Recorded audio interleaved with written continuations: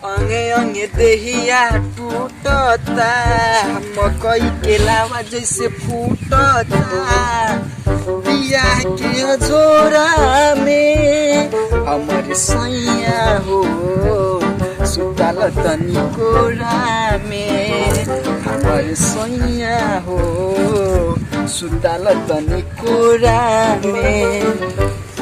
मकई के लावा जैसे फूटता, बियाह के जोरा में हमर सैया हो सुतल तनी कोरा में।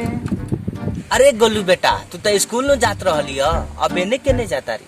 अब हमार छोरा तू अपन बताओ, तू कहाँ जाता रह? हाँ, तोर चाची बोले ये मिले खतरा। अच्छा, मतलब चाची से तू मिले जाता रह? हाँ। चल जो, चल भाग यहाँ से साला। छोकरी बाज कह गई तो अच्छा खासा लड़का के बिगाड़ के रख दी। अपना माल के बारे में बतावता। आँख फाड़ फाड़ के का देखता, मरबे का हमरा के? ई लइका कबो ना सुधरी।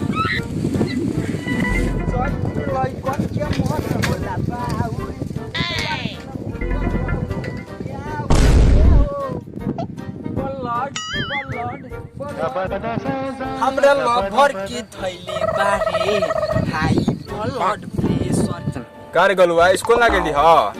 हम स्कूले कहाँ जाए वाला रहनी, जबरदस्ती हमर बाप स्कूल में भेजावत रहलक ह। अच्छा कैली है, वैसे भी आजकल स्कूल में पढ़ाई नहीं के हो। तेहू न घूमे जाते रहली अपना बाप के साथे? अले लवे साथे घुमाए ले जाए, कभी ले टांग पसार के सुतल बा। अरे हमरो बाप बड़ा हरामी रहलक हवे। ठीक बा पार्टी, अब हम जाता नहीं घरे, तू जा घरे। ठीक बा, आराम से रहियो, पियो खइयो, ड्राई वाला कोनो बात नहीं के। ठीक बा पार्टनर जा।